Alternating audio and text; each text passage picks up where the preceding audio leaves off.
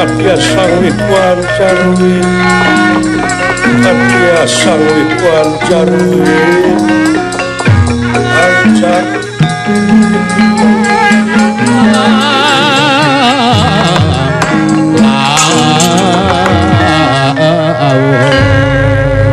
Acarios di pertapan tutukan Gunung Wilis Duh, iya inggih. Aya hiji tempat anu endah Hejo lemok kang daunan rajeg tatangkalan cur-cur cai anu harera kembang-kembang warna-warni dipapaes malar pantes pasuliwer manuk gede manuk leutik angin gunung ngakiliwir itu kaayaanana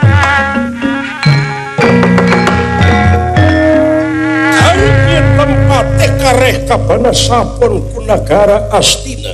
Duh, ya hinggi. Nyata hiji pertapan anu jadi sesepuna Kajabiti Purbawisesa. Kakungan siswa Kakasi Bambang Purbaningrat kalayan anu salami aya di ieu pertapan ngabantos kana kapriyogian. Purbadenta sami tungkul hamari klutat nyemah narimang sabda ajrih ningali pamor sang pandita. Allah inggih. Irahangan dika kawadaling lisan mekaten pengandikanipun.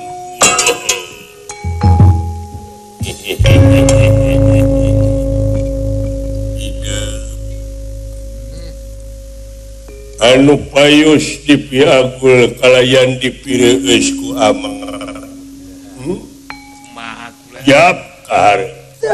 Kaulanun ama tapi nama ngahaturkeun semasungkem kohonyo panjenengan Kangjeng Rama nuhun ditampi nuhun kulan kalihna ti eta aya pikersang naon ama keula sagala rupa oge ulah getas harupateun sabab urang ngabogaan hiji budaya ari budaya di urang teh nyaeta nete taraje ninca kamalan nungtik lari mapai buki nyukcruk walungan mapai wahangan mipit amit ngala menta landung kandungan laer aisan ipis lapis kana tapa kaituna malapah gedang abeh teu melengkung bekasnya lahan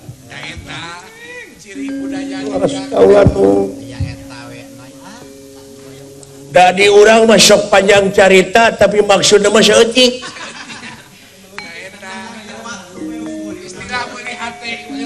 gitu harus kaulamu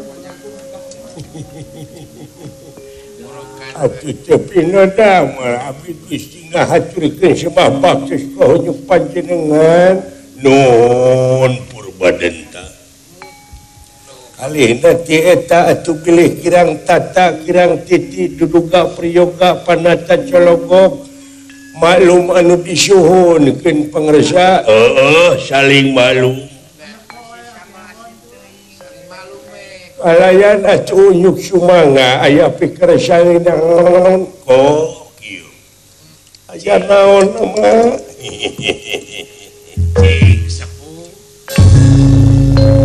Purwa dikumpulkeun dina waktu ieu saperkawis amasono kadua nati eta aya hal-hal anu baris ditepikeun ai anu rek ditepikeun teh ngeunaan kaayaan nagara Astina urang bantuan ku urang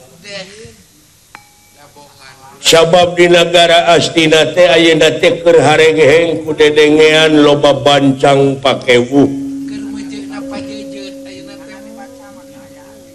kaayaan negara keur pajejeut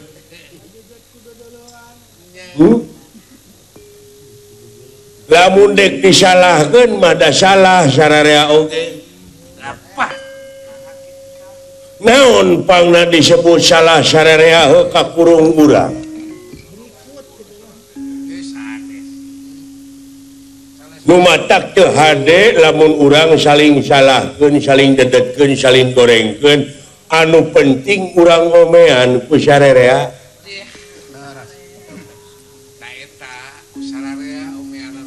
Da moal angeus-angeus lamun ku cara saring gorengkeun.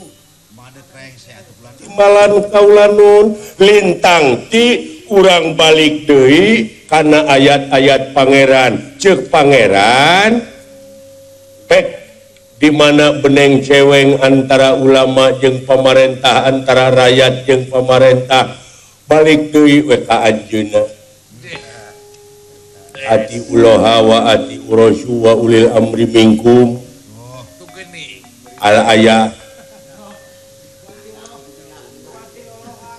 timbalan kaula nun di mana cekcok, di mana para sea gara baralik deui ka pangeran. Tadi dia migawe innalillahi wa inna ilaihi raji'un. Lain ukur aya nu maot innalillahi teh eta teh mangrupakeun hiji pagawean anu kudu dipigawe ku urang sararea. Sapopoe sigawean sapopoe. Keur sapopoe ai manawi abdi aya nu maot hungkul. Kamari abdi katipu ku lampah sorangan. Katipu kumaha? Aya pasaran digotong ceuk abdi teh jo innalillahi wa kitu tah. Aya pek teh pasaranna teh rek diomean. Oh, ta eta. Kitu we teh apa pasaran merek diceuk.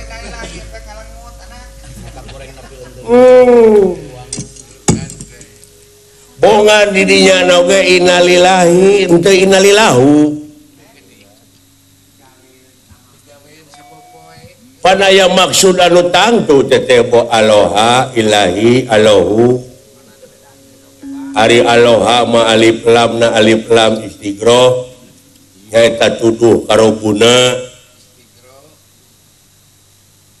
Ari ilahi ma alif lam na alif lam li jinsi eta teh tuduh kana apa artina kudu dipigawe.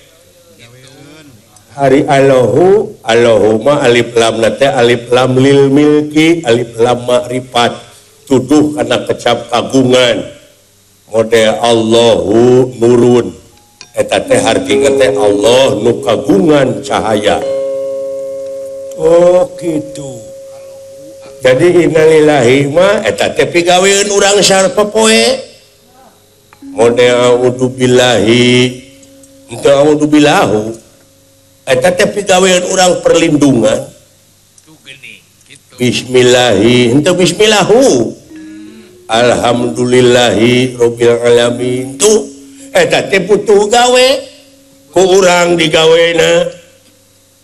Jadi innalillahi wa inna ilaihi raji'un teh tapi gawean sapopoe asa ti Allah mulang ka Allah geura pek salamet. Lamun urang dek neungel batur tong tulus ieu leungeun teh coba kembali kepada jalan Allah kana welasan kana asihan. Lamun urang dek cocorokot kembali kana jalan Allah tong tulus. Lamun urang dek korupsi tong tulus balik deui sabab naon da kaituna kana seuneun neraka atuh. Sapertina urang tender ya jadi pejabat terngadaharan duit negara duit rakyat dipake maraban anak pamajikan secara tidak langsung eta anak pamajikan diracun dibaruang.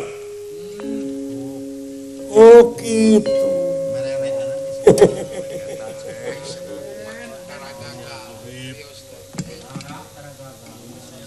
Ladang puak paok, ladang tupati puder diparabkeun ka anak pamajikan. Aluh, sing inget kana papatah urang Sunda, urang Jawa, wong tua gawe wiwitan wong nom dharma lakoni sing saha kolot anu nyieun kagorengan anak incu anu bakal engkak-engkakan dina jurang katungaraan.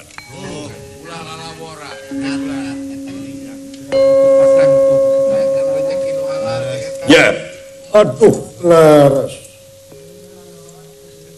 kade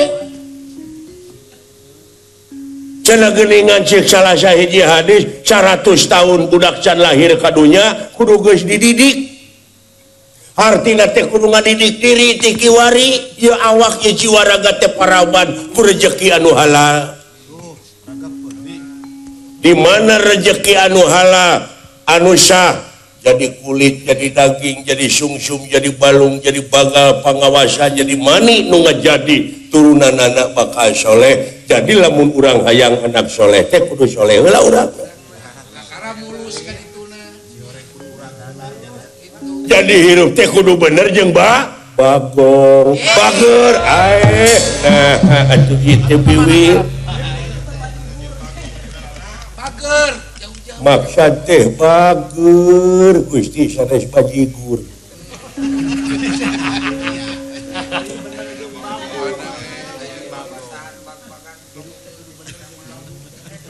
ieu teh nyarita teh dina bag-bagan Sukabumi bag-bagan agama nah sia teh nah atuh ieu teh ngompol atuh tuh geuning ngompol ngomong teh salah wae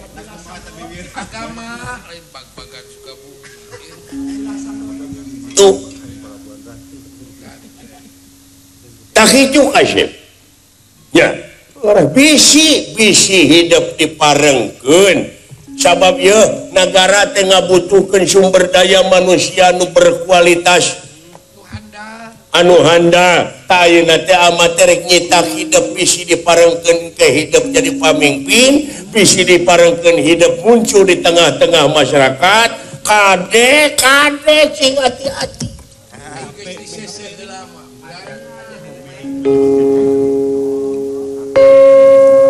puasa dileuweung tapa dileuweung pantes rek kuat oge dawuh hakaneun tangke mah di mana hidup jadi pamimpin tah di dinya tapa teh dina kursi kasih bakal datang rupa-rupa godaan boh ti luar boh ti jero. Aduh. Jadi mau patos-patos ama sasauran gitu upama teu aya kajadian loba pangna ieu nyarita kieu teh tina kajadian tina kenyataan nah ari ayat-ayat pangeran lain tina kajadian gitu da kajadian heula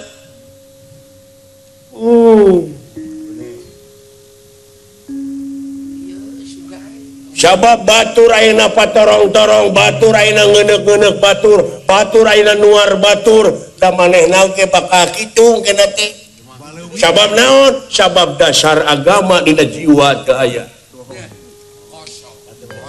kosong engke na teh kaituna teh anger paciwi-ciwi lutung si lutung pindah ka tungtung nu ditungtung puheukeun nu dihandap oge puheukeun nu di tengah we kagencet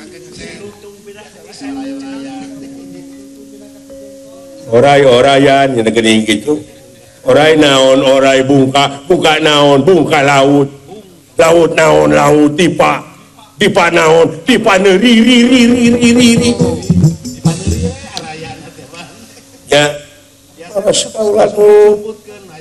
eta teh tipa neuri teh naon anu bakal karasa mah di akhir segala rupa pagawean oge balitungan tipa neuri kaduhung matarati heula tati paneuri bakal karasana mah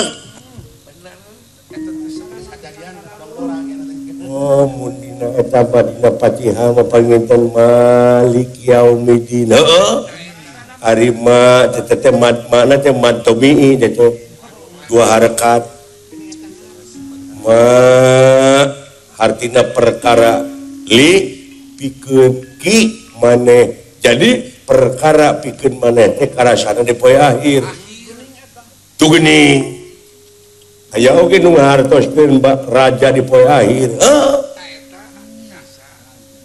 kumaha teh maksud raja di poe akhir teh Gusti ya di mana-mana maneh iman takwa ka pangeran hirup di dunya eueuh carekeun bener bager iman takwa ka anjeunna maneh teh bakal dipapag saperti raja. Ainu iman takwa mah dipapag, ainu teu iman mah nu doraka dipepeg.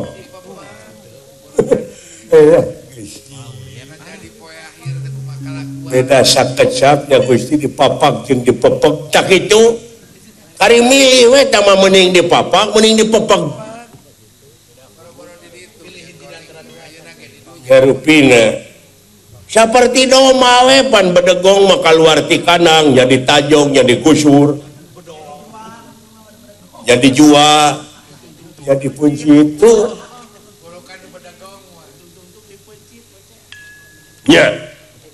Tapi nu soleh mah ujug-ujug kencing di mana orang maot teh moal aya balitungan sabab manusia beda jeung sato seperti anjing puduk di jarian paeh nangan ukur samet bilatungan tapi jelema sajabana ti bilatungan bakal panggih jeung balitungan anu kudu dipertanggungjawabkeun ku dirina sewang-sewang. Ya. Mudah-mudahan we atuh kaula nuna kitu. Bagja satadina kaula teh maguron di dieu teh cangcaya satengah hate ngaon sabab margina geuningan di dieu teh seuseurna teh wangsa buta.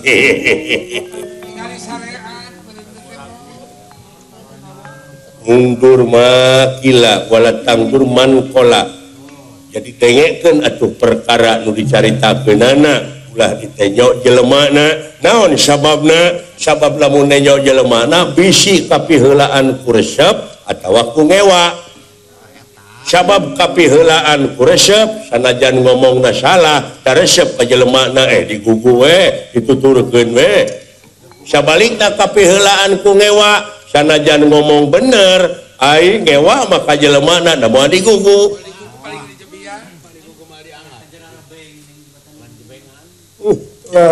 Tuh sabab dua nana oge aya akibatna kapiheulaan ku resep aya akibatna kapiheulaan ku ngewa pon kitu deui. Di mana wae ti saha wae ilmu manu mata kurang ulah geureuhan ka itu ka dieu oge. Komo ayeuna loba golongan itu, loba golongan ieu, loba partai itu, loba partai ieu. Omat eta jiwa anjeun ulah rek terobsesi ulah kapangaruhan keun bae danu anjeunna wungkul kabeh oge jajadian anjeunna wungkul lalajoanan we sabab lamun engke hidup lalajo wungkul bari jeung tapakur bakal ebreh tanda-tanda keagungan anjeunna.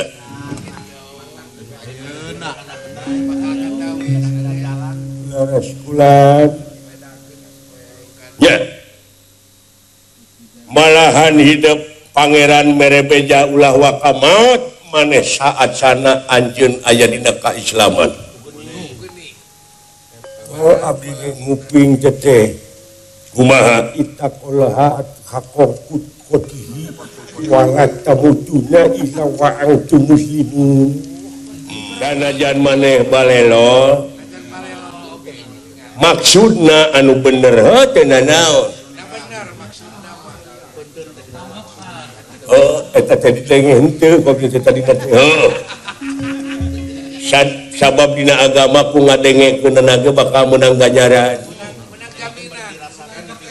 Artina teh ulah waka maut maneh lamun maneh can salamet jiwana can salamet ragana.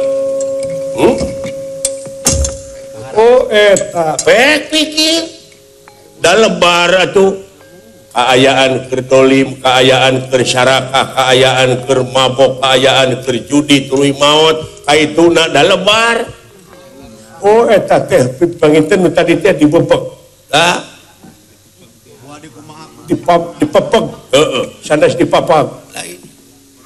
Eta ge dipapag ngan dipapagna ku dipepeg.